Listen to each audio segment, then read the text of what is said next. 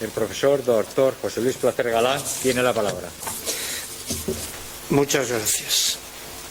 Señor rector magnífico de la Universidad de León, señora directora general, señor presidente del Consejo Social, rectores de las universidades de Castilla y León que nos acompañan, autoridades, miembros de la comunidad universitaria, señoras y señores. El año 2020 pasará a la historia mundial por la crisis sanitaria y económica provocada por la pandemia del COVID-19. Su impacto económico está produciendo una recesión mundial cuya dimensión y duración dependerán del acierto en las medidas de política económica que se vayan tomando. Pero abrumados y preocupados por esta catástrofe, corremos el peligro de olvidar un problema que nos viene afectando desde hace tiempo y que, si no lo abordamos con decisión, se puede incrementar como consecuencia de la prioridad que se dará a las políticas globales. Un problema que muchos no quieren ver, pero que persistente se ha convertido en estructural. Me refiero a las desigualdades territoriales. Este será el objeto de nuestra intervención, con el propósito de que una situación que comenzaba a recibir atención antes de la aparición de la pandemia no se lleve ahora al baúl de los recuerdos y vuelva a ser olvidada. La Constitución de 1978 ha sido el primer texto constitucional español que en su articulado introduce el mandato para los poderes públicos de promover una distribución equitativa de la riqueza a nivel territorial. La introducción de este artículo en el texto de la Constitución se debe a la leonesa Gloria Vegué Cantón, senadora por designación real en las Cortes de 1977. En el proceso de elaboración de la Constitución, el texto del artículo 40 que llegó al Pleno del Senado y que no se había modificado desde el informe de la ponencia en el Congreso de los Diputados tenía una extraña redacción y contenido. La enmienda que presentó la doctora Vegué proponía mejorar el artículo distinguiendo dos apartados. En el primero se constitucionalizaban los principios rectores de la política económica y en el segundo se establecían las garantías necesarias para hacer efectivos los derechos relativos al trabajo reconocidos en la Constitución. El texto final, aprobado en el Pleno del Senado, que correspondía exactamente a la enmienda de Gloria Vegué, fue aprobado por el Congreso de los Diputados y posteriormente por la Comisión Mixta Congreso-Senado, dejando el texto del artículo 40, apartado 1, redactado del siguiente modo. Los poderes públicos promoverán las condiciones favorables para el progreso social y económico y para una distribución de la renta regional y personal más equitativa, en el marco de una política de estabilidad económica. De manera especial realizarán una política orientada al pleno empleo. Pues bien, vamos a tratar de averiguar si durante el periodo que transcurre entre la entrada en vigor de la Constitución y el momento actual se ha producido una distribución equitativa o no de la renta a nivel territorial, es decir, una disminución o un incremento de las desigualdades territoriales. Pero lo primero que debemos hacer es aclarar el concepto de desigualdad, porque muchas veces, por desconocimiento, por interés, se emplean indicadores que no miden la desigualdad, pero que se presentan como si lo hicieran. Al comienzo de este verano, un antiguo ministro de Hacienda, en una entrevista publicada en la prensa nacional, decía: no es verdad que la desigualdad se acrecentara con mi gobierno. Yo entré con una renta per cápita de $24.000 y la dejé en 32.000. La renta per cápita es un indicador que no sirve para medir la desigualdad. En un territorio que hubiera dos personas, uno con una renta de 90 y el otro de 10, la renta per cápita sería de 50. Pero en este territorio existiría una gran desigualdad, porque uno de los individuos posee el 90% de la renta total y el otro solo el 10%. Incluso si se incrementara la renta de cada individuo y por lo tanto la renta per cápita, podría resultar que aumentara la desigualdad. Entonces, ¿cómo podemos medir la desigualdad? Pues recurriendo a los índices estadísticos de concentración, que tienen como objetivo fundamental cuantificar el grado de igualdad-desigualdad en el reparto o distribución de una magnitud económica entre un número determinado de unidades, familias, empresas, territorios. El índice de concentración por antonomasia es el índice de Gini y su representación gráfica la curva de Lorenz. Para complementar el resultado que nos ofrece este índice, a continuación recurriremos al índice de Herfindahl-Huisman y al índice de entropía. Determinados los índices adecuados, vamos a señalar cuáles son las variables más indicadas para medir la desigualdad y sus fuentes estadísticas. Deben ser variables que reflejen la actividad económica general, que estén disponibles desde 1980, que se refieran a las unidades territoriales objeto de estudio, las provincias, y que sean publicadas con regularidad por fuentes estadísticas rigurosas y contrastadas. En cuanto a la fuente estadística, recurriremos al Instituto Nacional de Estadística y solo en ocasiones puntuales y para complementar los datos oficiales, algunas fuentes privadas de prestigio. En cuanto a las variables a medir, utilizaremos tres: la población, la actividad económica y el empleo. Desde 1980, la población residente en España ha crecido espectacularmente, pasando de 37,3 millones de personas a 47,3 en 2020, lo que representa un crecimiento del 26%. La distribución provincial de la población en estos 40 años, comparando la situación de 1980 con la de 2020, nos permite comprobar un incremento de la desigualdad, como resultado de su mayor concentración territorial. Calculando el coeficiente de Gini y dibujando la curva de Lorenz, podemos observar que el valor se ha incrementado entre ambos años. La curva representativa del año 2020, línea naranja, se aleja más de la línea de igualdad que la existente en 1980, lo que significa un incremento de la desigualdad. Si aplicamos los otros índices señalados, se obtienen resultados semejantes. Esta situación nacional se ha trasladado en el mismo sentido a nivel autonómico. El resultado obtenido muestra que la desigualdad se ha incrementado en los casos de Andalucía, Aragón, Castilla y León, Castilla-La Mancha y Galicia. Por el contrario, la desigualdad se ha reducido en el País Vasco, Comunidad Valenciana y Cataluña.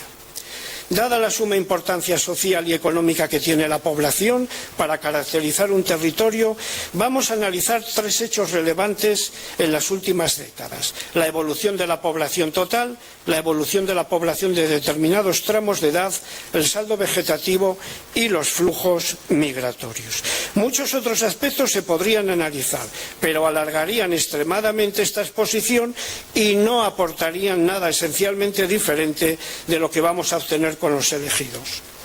El estudio detallado de la población total a nivel provincial desde 1980 a 2020 nos permite obtener algunas conclusiones relevantes. Primera, del total de 50 provincias, solamente en 15 la población ha disminuido. De estas 15 provincias, 7 pertenecen a Castilla y León, 2 a Galicia y 1 a cada una de las siguientes comunidades: Asturias, País Vasco, Extremadura, Aragón, Castilla-La Mancha y Andalucía. Segundo, considerando lo ocurrido década a década, solo en 5 provincias la pérdida de población ha sido constante: Orense y Lugo en Galicia y León, Palencia y Zamora en Castilla y León. Y tercero, por comunidades autónomas, la peor evolución poblacional se ha producido en Castilla y León, Asturias y Galicia, que han perdido un total de 195.000, 104.000 y 95.500 habitantes respectivamente. Todas las demás comunidades, excepto una pequeña cantidad perdida en Extremadura, han ganado población. Además de la evolución de la población total, una segunda característica de la evolución demográfica es el envejecimiento. El envejecimiento de la población incide directamente en la economía, dañando el crecimiento económico y el consumo. Considerando el índice de envejecimiento, que es la relación entre los mayores de 65 años y los menores de 16, y la tasa de dependencia, que es la relación entre población activa y no activa, en 2019 encontramos 5 provincias en las que se ha incrementado la tasa de dependencia y además la población de mayor edad es el doble de la más joven. Estas provincias son Asturias, Lugo, Orense, León y Zamora. Por otra parte, en los últimos 40 años, 19 provincias han acumulado un saldo vegetativo, diferencia entre nacimientos y defunciones, negativo. Entre estas 19 provincias tenemos 7 que destacan por su elevado saldo negativo. Asturias, en donde el valor negativo supera los 150.000 individuos, y Lugo, Orense, La Coruña, León, Zamora y Salamanca, en donde la pérdida ha superado los 20.000 individuos. Si bien la mayoría de los estudios demográficos se realizan sobre la base del índice de envejecimiento y la tasa de dependencia, mirando al futuro inmediato de una sociedad resulta más conveniente orientar el análisis hacia los denominados jóvenes adultos. Este segmento de población, integrado por los que tienen entre 20 y 39 años, es considerado representativo de la primera parte de la edad adulta, es decir, los que ya han alcanzado plenitud de crecimiento y desarrollo. En las últimas 4 décadas, 25 provincias incrementaron tanto su población total como su población joven adulta, pero en 15 provincias se dieron conjuntamente la condición negativa de haber perdido población total y población joven adulta. De estas 15 provincias, las peores situaciones se han dado en Orense, Zamora, Lugo, Palencia, Ávila, León, Soria, Salamanca, Asturias y Teruel. Durante las últimas 5 décadas, una constante de la evolución demográfica española han sido los flujos migratorios. Dentro de España, el fenómeno de la migración interior se intensificó a partir de la década de los 50 del siglo pasado y durante los años posteriores, con mayor o menor intensidad, se ha mantenido hasta la actualidad. En cuanto a la migración exterior, tradicionalmente deficitaria, sin embargo, desde 1998 hasta 2010, España vivió un periodo de fuerte entrada de extranjeros, que a nivel provincial ha compensado en muchos casos las pérdidas producidas por la migración interior. Pero en opinión de la mayoría de expertos se trata de un fenómeno transitorio, que podemos considerar perteneciente al pasado.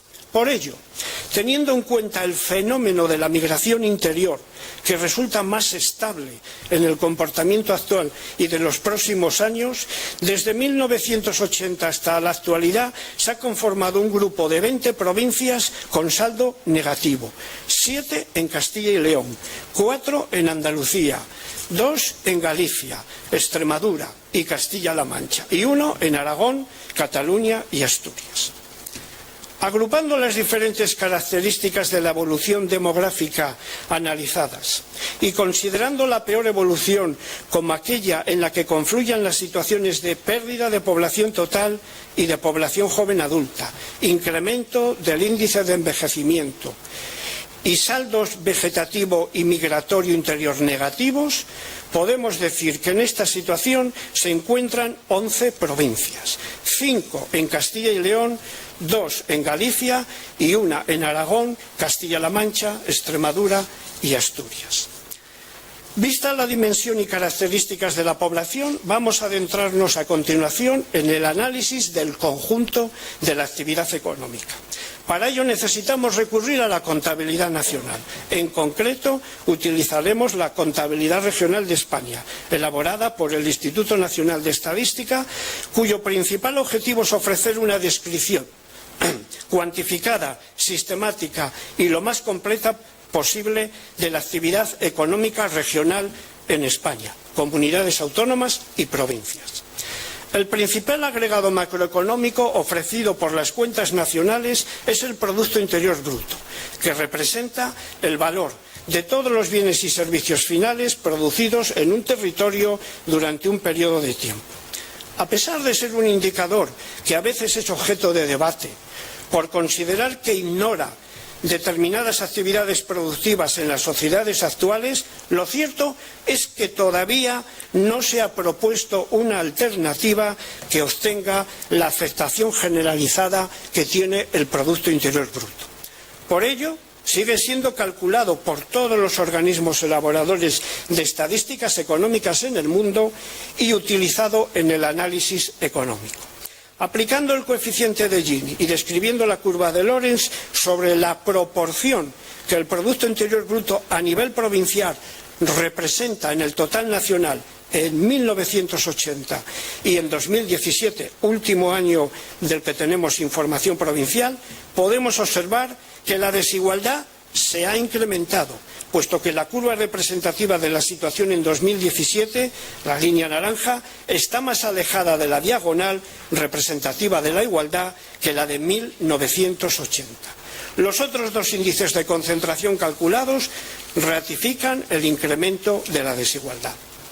Al considerar los datos concretos de cada provincia, encontramos 14 en donde la proporción de su Producto Interior Bruto sobre el total nacional se ha incrementado entre 1980 y 2017. Además de Madrid, han ganado un peso significativo dos provincias insulares, Baleares y Las Palmas, un grupo de provincias andaluzas, Málaga, Almería y Sevilla, dos provincias catalanas, Gerona y Tarragona y Murcia.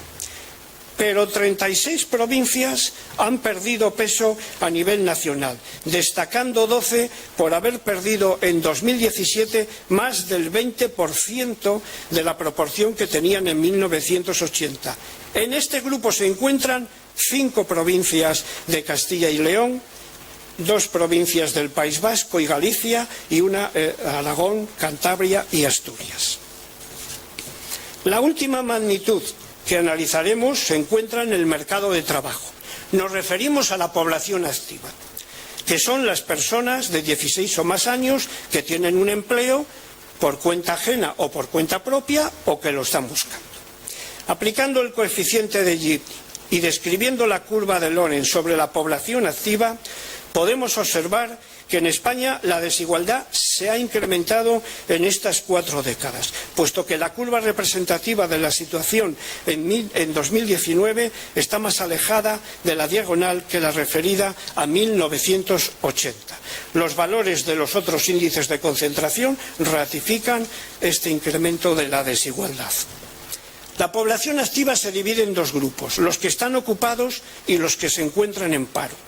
Durante estos últimos años, 40 años, la población ocupada en España ha crecido con fuerza, pasando de 11,8 millones en 1980 a 19,8 millones en 2019.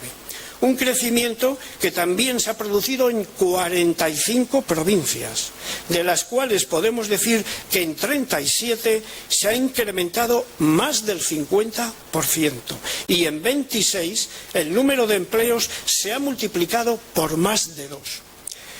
Pero de nuevo encontramos una zona integrada por 5 provincias en las que su población ocupada se ha reducido en proporciones tan espectaculares como las habidas en Orense y Lugo, el 41 y el 30% respectivamente, tan importantes como las de Zamora y León, el 17 y el 10%, y menores, pero no por ello menos preocupantes, como la de Asturias, el 1,4%. En el análisis efectuado con la población, la actividad económica y el empleo, hemos comprobado el incremento de las desigualdades territoriales, así como la aparición de diferentes zonas de evolución negativa según la variable estudiada. Pero si analizamos todos estos comportamientos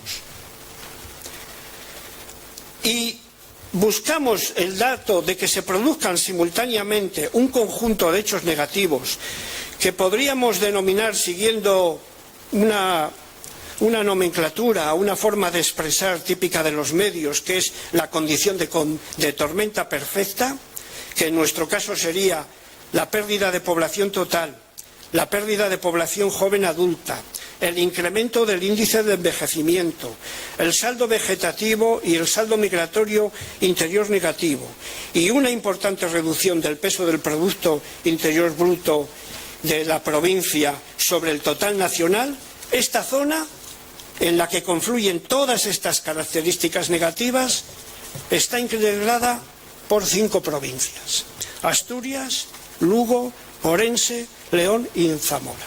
En el resto se darán en algunos casos algún dato negativo, pero en ninguna otra confluyen todas las valoraciones negativas que acabo de señalar. Las experiencias habidas en varios países europeos y especialmente en Francia fueron determinantes para la aplicación en el pasado de una política económica territorial en España. Francia fue uno de los primeros países europeos en prestar atención a las cuestiones territoriales. La planificación regional propiamente dicha en el país galo comienza el año 1955, siendo su instrumento fundamental los polos.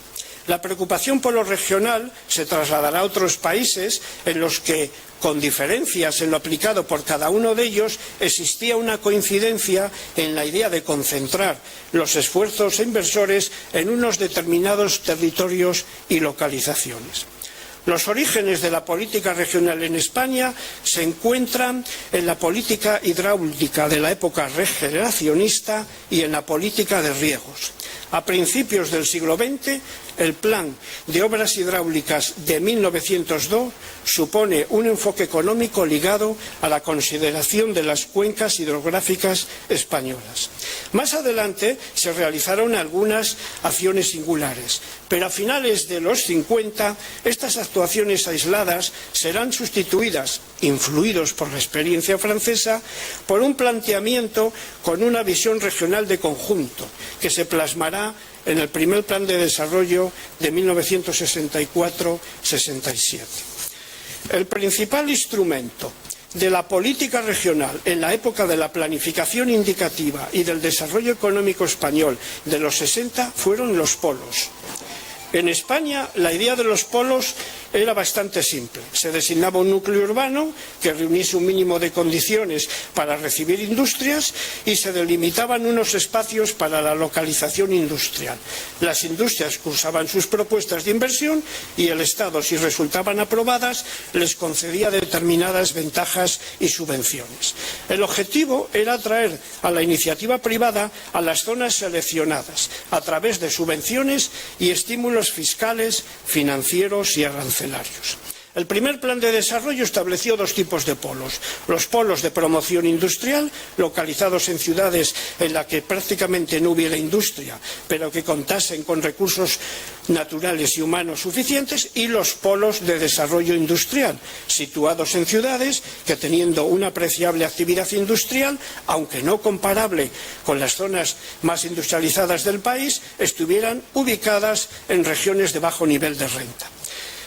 En el primer plan de desarrollo se estableció un número limitado de polos. Burgos y Huelva serían designados polos de promoción industrial y La Coruña, Sevilla, Valladolid, Vigo y Zaragoza serían polos de desarrollo industrial. Aunque inicialmente los polos debían tener una duración no superior a 5 años, lo cierto es que fueron ampliados los plazos de vigencia. La experiencia internacional indica que el tiempo mínimo necesario para desarrollar centros industriales regionales de cierta importancia está en torno a los 10 años. Incluso cuando los núcleos elegidos no cuentan con una base de partida importante, el plazo más recomendado son 20 años. La concesión de los beneficios no era automática. Estaba condicionada a ejercer determinadas actividades industriales, poseer una serie de condiciones de carácter técnico, económico y social y alcanzar un volumen mínimo de inversión y de creación de puestos de trabajo directos. En cuanto a la evaluación de los polos, como se ha señalado por notables especialistas en economía regional, la afirmación de que la política de polos practicada en España fue un fracaso es casi tan inaceptable como podría serlo su contraria. Ni todos los polos fueron un fracaso, ni el éxito de algunos de ellos puede ocultar defectos. Hay que admitir que los polos han generado beneficios para las zonas elegidas y que no pocas empresas creadas en ese momento se reforzaron y consolidaron. A modo de ejemplo, por el número de puestos de trabajo creado, los polos más exitosos fueron Valladolid, Burgos y Vigo. En Valladolid se crearon 19.600 empleos, que en su momento representaba el 41,7% del total del empleo industrial de la provincia. En Vigo se crearon 14.608, que representaba el 9,2%. Y en Burgos se crearon 11.823 puestos de trabajo, que representaban el 36% del empleo industrial provincial. Después de la experiencia con los polos, no se volvió a articular ninguna política general de promoción económica territorial a nivel nacional. Los problemas provocados por la crisis del petróleo en los 70, la situación económica en los años de la transición, la prioridad dada en los 80 al proceso de reconversión industrial y el comienzo del denominado Estado de las Autonomías dejaron en el olvido este tipo de políticas. Las comunidades autónomas tampoco se ocuparon de este tema, excepto en el caso del País Vasco, cuyo impulso al desarrollo de Álava, Vitoria, debería servir de ejemplo.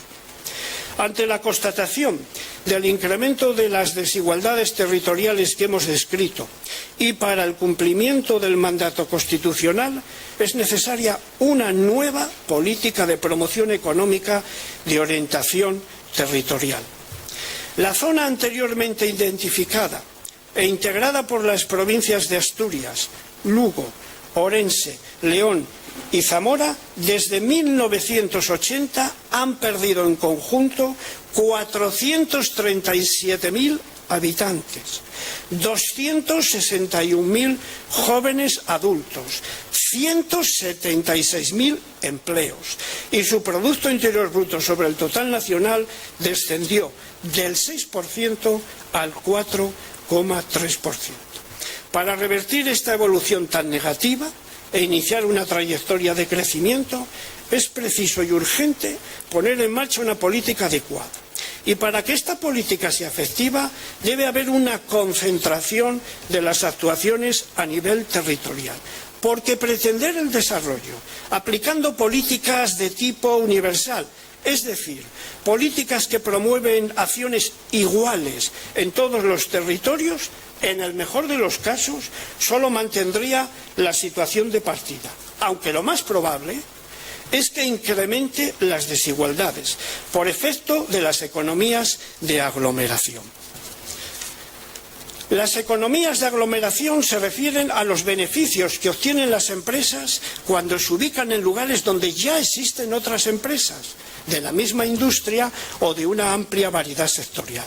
Por eso, cuando se aplica una política de carácter universal, iguales para todos, la tendencia mayoritaria de las empresas es a instalarse donde ya existe tejido industrial.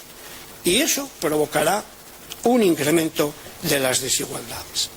Pues bien, teniendo en cuenta lo aprendido de las experiencias pasadas y del efecto de las economías de aglomeración para promover la recuperación de la zona de mayor desigualdad señalada, es preciso impulsar una política de promoción del desarrollo económico territorial, siguiendo el modelo de las zonas económicas especiales, que son áreas geográficas a las que se dota de unas leyes y normas económicas diferentes a las del resto del territorio nacional o regional. En concreto, se propone delimitar dentro de la zona que hemos identificado áreas geográficas concretas sobre las que establecer zonas económicas especiales en número limitado para obtener resultados relevantes y con las siguientes características: tener un periodo de vigencia largo, al menos igual al que tuvieron en su día los polos de desarrollo exitosos, 10 años.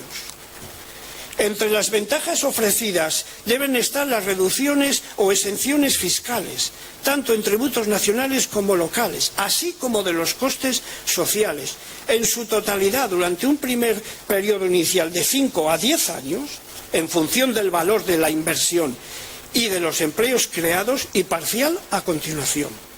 Potenciar la diversificación productiva para impulsar la transferencia de tecnología y conocimientos. Promover la creación de clústeres, apoyándose en la existencia en algunas localidades de un pequeño grupo de empresas del mismo sector. El ejemplo de la industria químico-farmacéutica en León es perfecto. Dotar de una infraestructura de comunicaciones viarias y tecnológica moderna y de calidad. Concentrar su campo de actuación en zonas con potencial de desarrollo y con un tamaño mínimo para que se logre un adecuado crecimiento. Establecer líneas especiales de crédito oficial para la instalación de centros industriales, con una rebaja en el coste financiero escalonada, en función del volumen de inversión y de los empleos directos creados. Crear una agencia especializada, con la presencia de todas las administraciones y de expertos independientes para la gestión de la oferta de beneficios a las empresas, para la búsqueda de nuevos proyectos industriales y para la presentación de propuestas normativas a las administraciones públicas para mejorar continuamente las condiciones de la zona. Coordinar el trabajo de las administraciones estatal, autonómica y local, desempeñando cada una un objetivo complementario, que no solape o duplique esfuerzos e inversiones. Y, por último, las administraciones locales deben facilitar la instalación de nuevas plantas productivas y la oferta de servicios colectivos dirigidos a las empresas. Y, además, mejorar el entorno vital y de servicios públicos dirigidos al ciudadano, para que los trabajadores y directivos de las nuevas empresas cuenten con un espacio de vida moderno, atractivo y adecuadamente equipado. Estamos ante una grave situación que no admite mayor demora. Solo una actuación contundente permitirá recuperar la esperanza de futuro. Muchas gracias por su atención. He dicho.